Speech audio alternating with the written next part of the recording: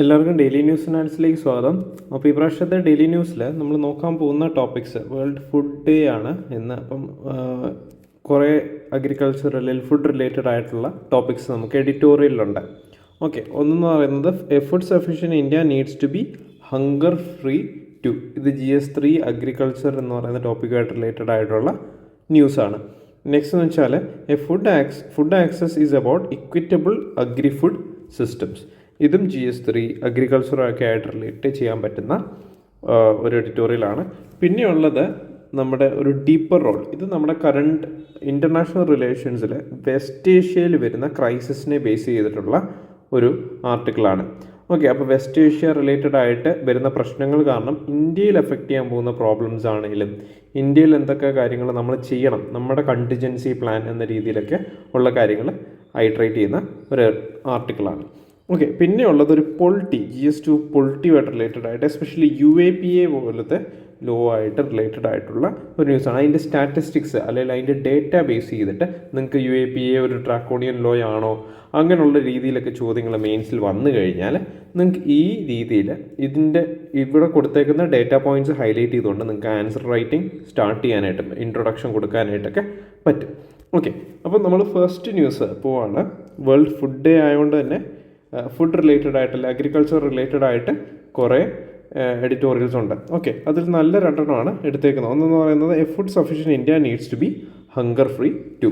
അപ്പോൾ കോണ്ടെക്സ്റ്റ് എന്ന് വെച്ചാൽ ഗ്ലോബൽ ഹങ്കർ സിറ്റുവേഷനാണ്. Progress has been made towards a goal of zero hunger but nearly 9.4% of the world's population remains undernourished which translate to about 735.7 million പീപ്പിളാണ് ഇപ്പോഴും under nourished ആയിട്ട് ഉള്ളത്. ഇപ്പോൾ regional disparities ഒക്കെ നോക്കുവാണെങ്കിൽ ആഫ്രിക്ക, ലാറ്റിൻ അമേരിക്ക അല്ലെങ്കിൽ Caribbean sure prevalence of hunger above 6%, Africa being the hardest hit. Food സെക്യൂരിറ്റിയുടെ കേസിൽ ഇന്ത്യയുടെ കോണ്ടെക്സ്റ്റിലാണെങ്കിൽ although India is self sufficient in food production, it ranks poorly in the global hunger index reflecting issues like malnutrition and limited food access. Okay, key issues and challenges എന്ന് പറയുന്നത് limited purchasing കപ്പാസിറ്റിയാണ്. അതായത് India's low income population struggle to afford a healthy diet. Food expenditure as A share of total expenditure is high, making healthy food inaccessible. പിന്നെ nutritional deficiencies എന്ന് പറയുന്നത് India's food security strategy has historically focused ആണ് എന്താണ് calories ആണ് കൂടുതലും നമ്മൾ focus ചെയ്തത്. ഇത്ര കലോറീസ് കൊടുക്കുക, ഇൻടേക്ക് ക്രിയേറ്റ് ചെയ്യുക, അങ്ങനെയൊക്കെയാണ് നമ്മൾ നോക്കിയത്. പക്ഷേ ഒരു ബാലൻസ്ഡ് ന്യൂട്രീഷൻ ഇതിനെ നമുക്കൊരു ഹൈലൈറ്റ് ചെയ്യാൻ പറ്റുന്നത് ത്രിരംഗ ഫുഡ് പാറ്റേൺ അങ്ങനെയുള്ള രീതിയിലുള്ള അത് ഈ 3 കളേഴ്സിലുള്ള ഗ്രീൻ പീസ് അങ്ങനെയുള്ള പൾസസ് അതിനകത്ത് ഡയറ്റിൽ ആഡ് ചെയ്യുന്ന ഒരു പ്രോഗ്രാമാണ്. Okay, there is a lack of diversity in diets with excessive dependence on staple grains. പിന്നെ economic disparities, income inequalities contribute to unequal access to nutritious food affecting rural areas more. പിന്നെ even within food sufficient regions malnutrition remains wide spread due to economic challenges.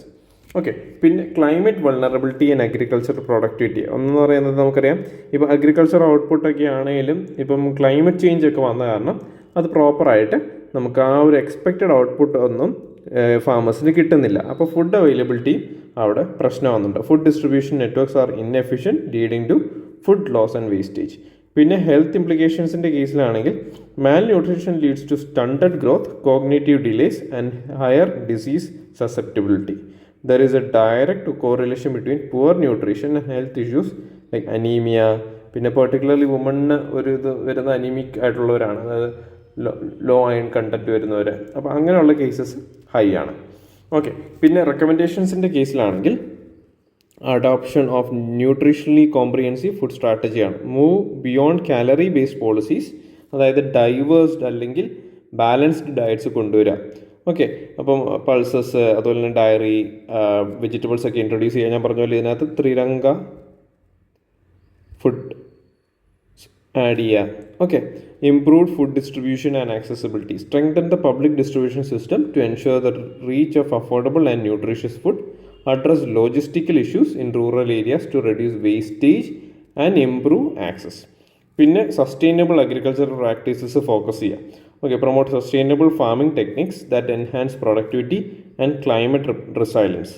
പിന്നെ diversification, crop cultivation ആണെങ്കിലും different variety of crops introduce ചെയ്യുക, balanced diets കൊണ്ടുവരാനായിട്ടുള്ളത്.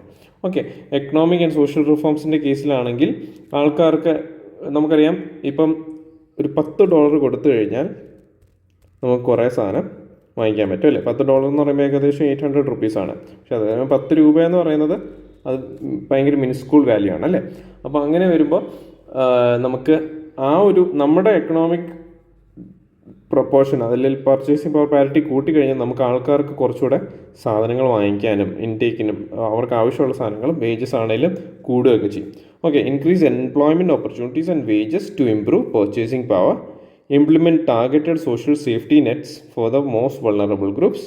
പിന്നെ public awareness and എഡ്യൂക്കേഷൻ്റെ കേസിലാണെങ്കിൽ educate communities on nutrition and health to encourage healthy eating habits.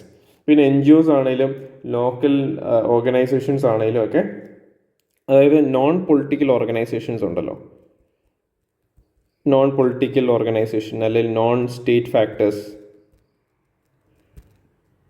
അവരുടെയൊക്കെ roles ഇതിനകത്ത് improve ചെയ്യുക.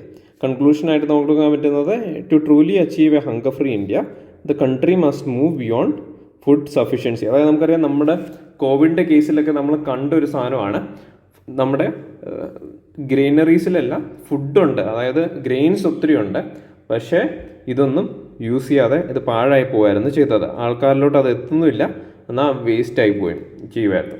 Okay, food corporation of ഇന്ത്യയുടെയൊക്കെ ഗ്രെയിനറീസിലെല്ലാം ഫുഡ് ഉണ്ടായിരുന്നു, പക്ഷേ ഇത് ആൾക്കാർക്ക് കൊടുക്കാൻ പറ്റിയില്ല, അത് കേടായിപ്പോയി. Okay, underlying issue of malnutrition, economic disparity and accessibility.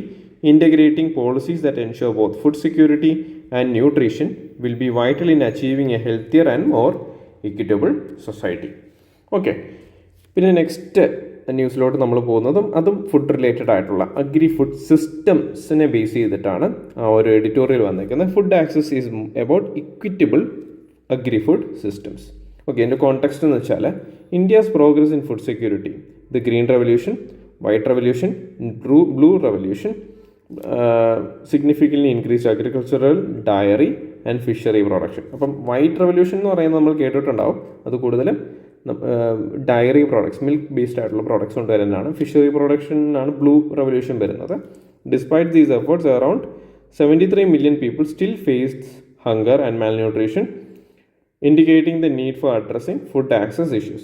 In agricultural landscape, with approximately 85.9 million agrarian households, the majority being small and marginal farmers, structural barriers continue to limit access to resources and impact productivity.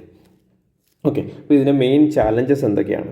ഒന്ന്, agriculture സെക്ടറിലെ ഇഷ്യൂസാണ്.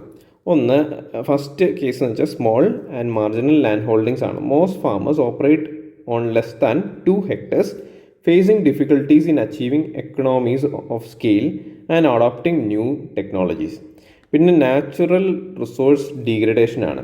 Over exploitation of ground water, over use of chemical fertilizers and poor management practices harm soil health and reduce agricultural output. പിന്നെ economic inequality വേറൊരു ഫാക്ടറാണ്, അതായത് limited access to market and resources. അതായത് small ഫാമേഴ്സിന് എന്താണ്, credit കിട്ടത്തില്ല, പെട്ടെന്ന് ഇവർക്ക് ഫാം ലോൺസോ അങ്ങനത്തെ കാര്യങ്ങളൊന്നും കിട്ടത്തില്ല. അതുപോലെ തന്നെ മോഡേൺ ആയിട്ടുള്ള ഫാമിംഗ് എക്യുപ്മെൻറ്റ്സോ അല്ലെങ്കിൽ ടെക്നിക്സോ മാർക്കറ്റിലേക്കുള്ള ഓപ്പർച്യൂണിറ്റിയോ ഒന്നും ഇവർക്ക് കിട്ടത്തില്ല. അപ്പോൾ അവർക്ക് പ്രൊഡക്ടിവിറ്റി ഇൻക്രീസ് ചെയ്യാനായിട്ടുള്ള ആക്സസിബിലിറ്റി കുറവാണ്. പിന്നെ fragmentation in supply chains, poor infrastructure and disorganised supply networks limit access to markets and create inefficiencies in food distribution. Nutritional security gaps. Calorie versus nutrition focus ആണ്. അതായത് India's food policy has historically emphasised calorie sufficiency over balanced nutrition, neglecting nutrient dense foods like fruits, vegetables and pulses. Food security insecurity in urban areas, അതായത് rapid ആയിട്ടുള്ള അർബനൈസേഷനൊക്കെ നടന്നപ്പോഴേക്ക് എന്താ പ്രശ്നം പറ്റിയത്, അതനുസരിച്ചുള്ള food production ആ ഒരു ഏരിയാസിൽ കൊണ്ടുവരാനായിട്ട് പറ്റിയില്ല. അപ്പോൾ അത് കഴിഞ്ഞപ്പോഴേക്ക് എന്ത് പറ്റി, ഈ ന്യൂട്രീഷ്യസ് ഫുഡിനുള്ള ആക്സസ് അവിടെ കുറഞ്ഞു. പിന്നെ ക്ലൈമറ്റ് ആൻഡ് എൻവയോൺമെൻറ്റൽ പ്രഷേഴ്സ് ഉണ്ട്. Impact on climate change, changing weather patterns, frequent droughts and extreme weather events threaten food production.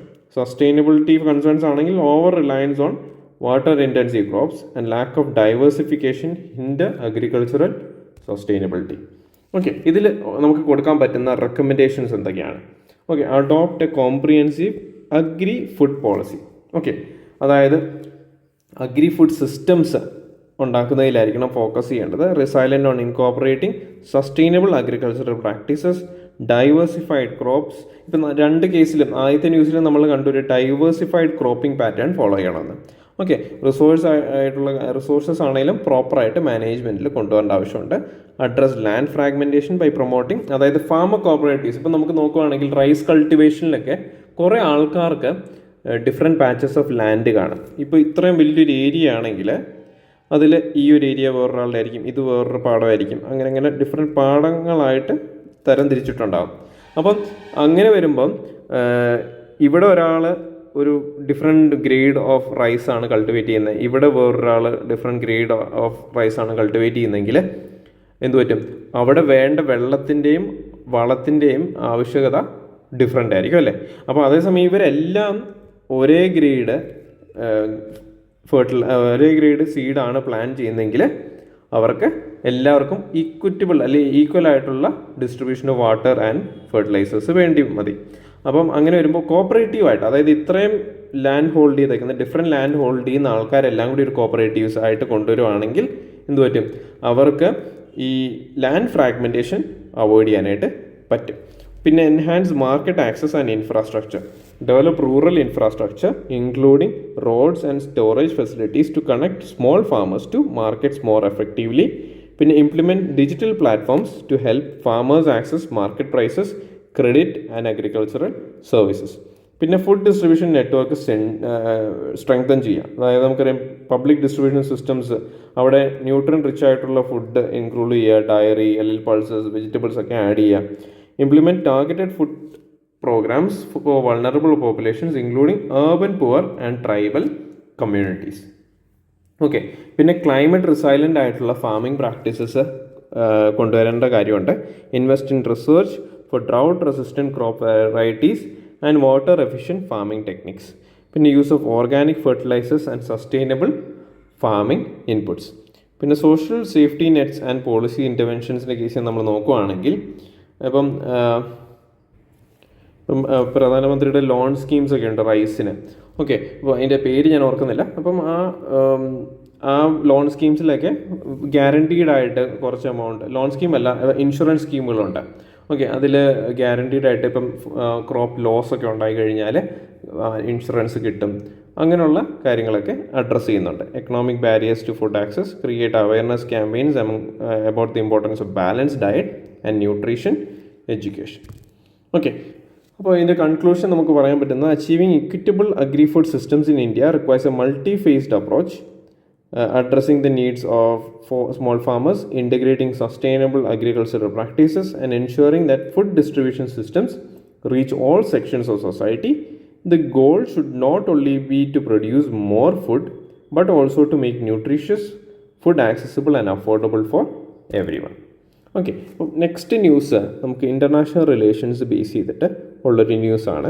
അപ്പോൾ ഇതിൻ്റെ കോണ്ടെക്സ്റ്റ് നമുക്ക് നോക്കാം. ഇതിൻ്റെ ടോപ്പിക് വരുന്നത് ഡീപ്പർ റോൾ എന്നാണ്. Escalating the conflict cycle in West Asia would have disastrous consequences.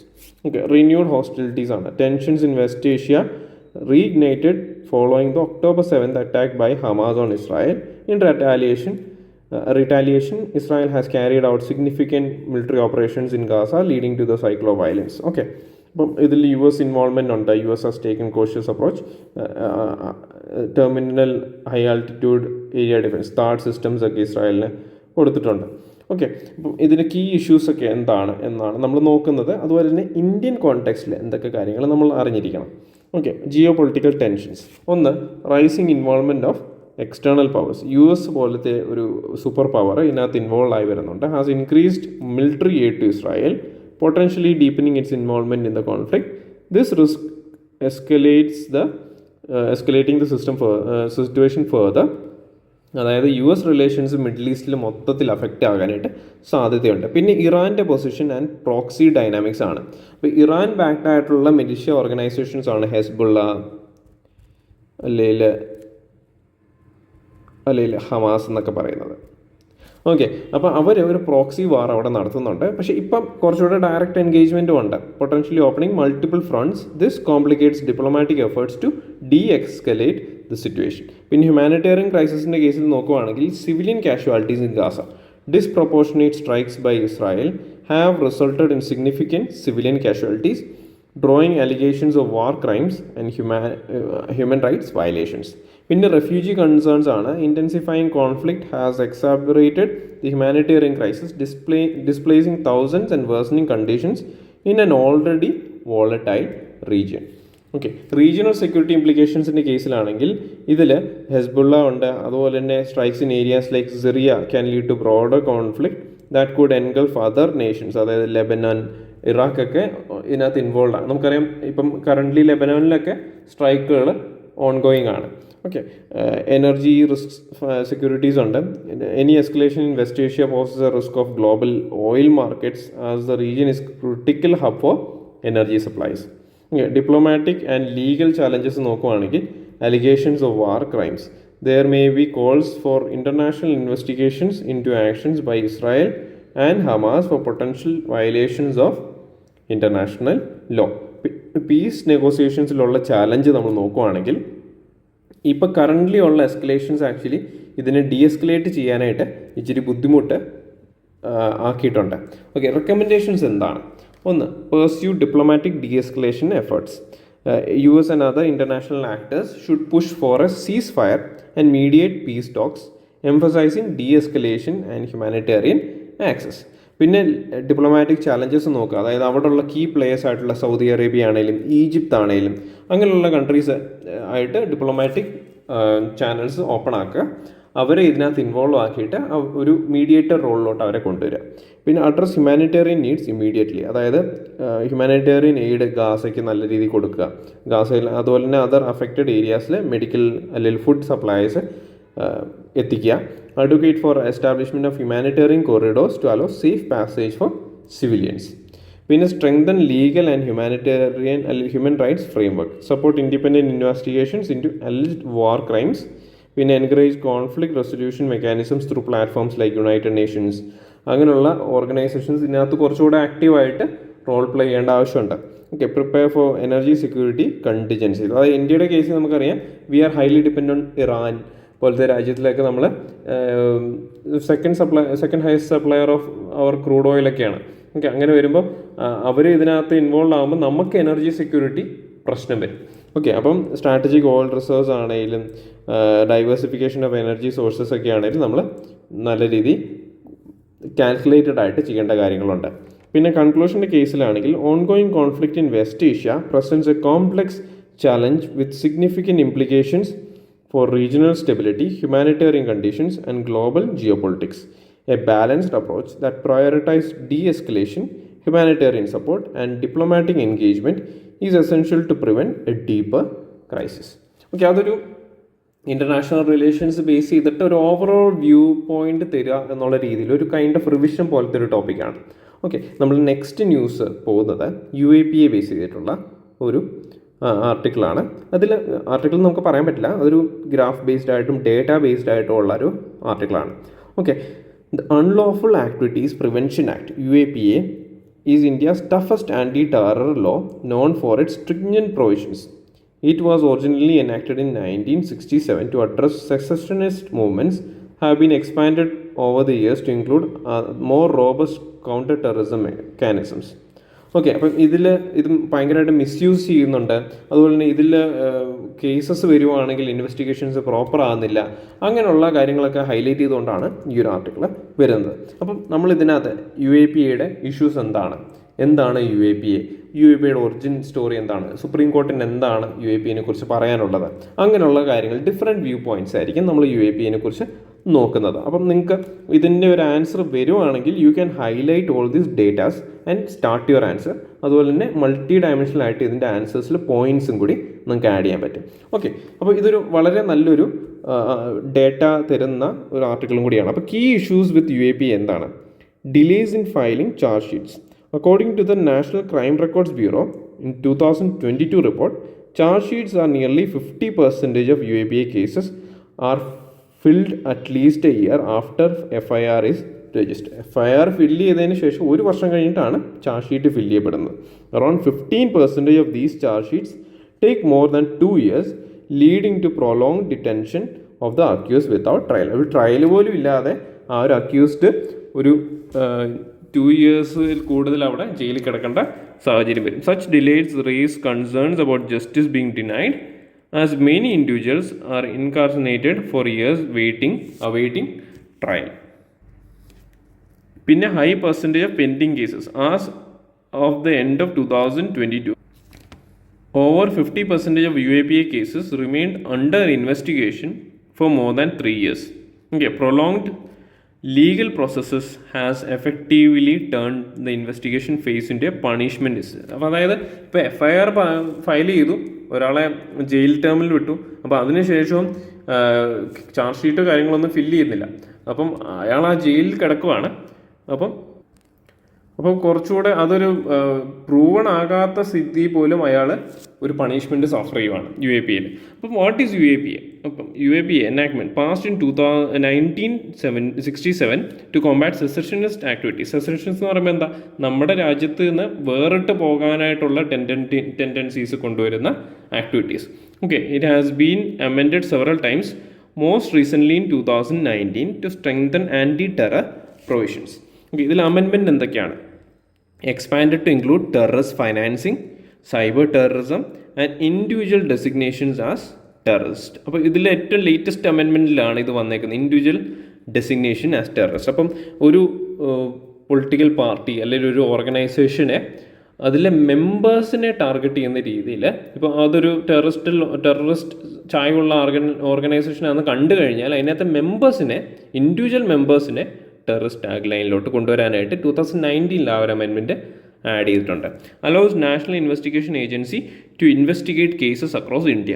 പണിഷ്മെൻറ്റ്സിൻ്റെ കേസിലാണെങ്കിൽ includes the death penalty or life imprisonments for terrorist acts. പിന്നെ detention without trials ആണ്. Permits detention for up to 180 days without charge, making bail difficult unless innocence can be proven. പിന്നെ broad definitions ആണ്. Defines unlawful activities broadly, including support for secession, vesting sovereignty and any act of terrorism. Okay, അപ്പം ഈ UAPAക്ക് favour ആയിട്ടുള്ള കാര്യങ്ങളും കൂടി എന്താണ്, arguments favouring UAPA എന്നും കൂടി നിങ്ങൾ അറിഞ്ഞിരിക്കുക. അതുപോലെ തന്നെ against. Okay, arguments in favour of discuss എന്ന രീതിയിലൊക്കെ ചോദ്യങ്ങൾ വരുവാണ്. നിങ്ങൾക്ക് discuss the role of UAPA, discuss how UAPA is turning into a draconian law. അങ്ങനെയുള്ള ചോദ്യങ്ങൾ വരുവാണെങ്കിൽ നമുക്ക് 2 ആർഗ്യുമെൻറ്റ്സ് എഴുതണം, ടു ആൻഡ് ഫ്രോ ആർഗ്യുമെൻറ്റ്സ് എഴുതണം. ഓക്കെ, അപ്പം arguments in favour of UAPA നമ്മൾ നോക്കുകയാണെങ്കിൽ, national security. The law is critical for preventing terrorism and protecting national integrity. It empowers authorities to take pre-emptive measures. പിന്നെ effective counter terrorism ആണ്. UAPA allows the government to designate individuals and organizations as terrorists, freeze their assets and restrict movement. പിന്നെ preventive ഡിറ്റൻഷൻ്റെ കേസിൽ proponents argue that preventive detention helps avoid potential terrorist threats when there isn't enough evidence for immediate prosecution. പിന്നെ global commitments. UAPA aligns with the international commitments including UN resolutions on combating terrorism and terrorist financing. പിന്നെ ഡിറ്ററൻസിൻ്റെ കേസിൽ severe penalties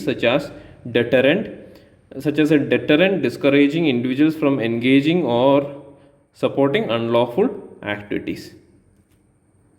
പിന്നെ arguments against UAPA എന്താണ്? ഒന്നെന്ന് പറയുന്നത് violation of fundamental rights ആണ്.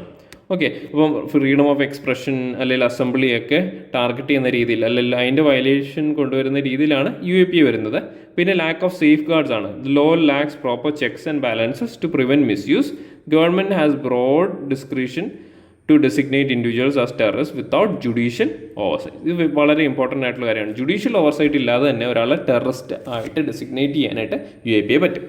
പിന്നെ law conviction rate ആണ്. അതായത് 2016 and 2009 conviction rate under UAPA was just 2.2%. ഇത് വളരെ ഇമ്പോർട്ടൻറ്റ് ഡേറ്റയാണ്. ഇത് നിങ്ങൾക്ക് ആൻസർ റൈറ്റിങ്ങിൽ സ്റ്റാർട്ടിങ്ങിലൊക്കെ എഴുതാനായിട്ട് പറ്റും. Raising questions about its effectiveness and potential for abuse.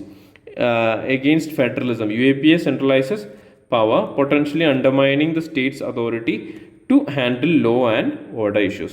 Okay, prolonged detentions ആണ്. Detentions without bail for extended periods lead to human rights concerns with many individuals languishing in jail without trial. പിന്നെ ജുഡീഷ്യറിയുടെ view എന്താണ് UAPയിൽ?